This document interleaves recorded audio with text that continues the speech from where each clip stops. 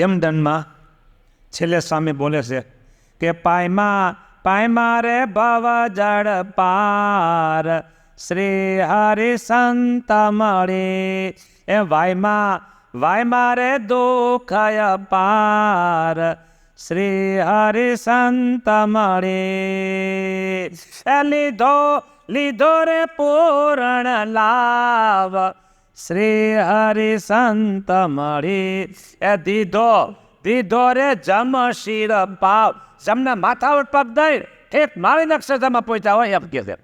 એ દીધો રે જમ શિર પાવ શ્રી હરિ સંત મળી. એ કીધો રે જન્મ સુફળ. એ જન્મ સુફળ થઈ ગયો. શું કહો છો તમે? સુફળ થઈ ગયો. થશે એમ નહીં હો. જન્મ સુફળ થશે એમ નહીં બોલતા. શું સુફળ થઈ ગયો. એ કીધો રે જન્મ સુફળ શ્રી હરિ સંત મળી. એ પીધો રે રસ અમર. અમર રસ પીધો છે ને એટલે એનો આ કરંટ પાવર છે. કોટો છે કોટો. ઓલી ચાની એક રકાબી પી જાય એમ કણક ચા કેવો છે. આ કોટો આવી ગયો કેવો. હવે એમાં શું ચાની એક રકાબી તો માણસને કોટો આવી જાય છે. આ તો અમર રસ છે, અમૃત રસ. એનો કોટો પછી નિષ્કર્ષણ કેમ ન હોય. થઈ રે જગમાં ચેત શ્રી હરિ સંત મળી. એ રહી રે લાખેણી લાજ શ્રી હરિ સંત મળી. એ આવ્યો રે આ જયાનંદ શ્રી હરિ સંત મળી. એ આવ્યો રે આ જયાનંદ શ્રી હરિ સંત મળી. ફાઈવો રે ફેરો ફાયટા ફંદ. ફાઈવો રે ફેરા ફાયટા ફંદ.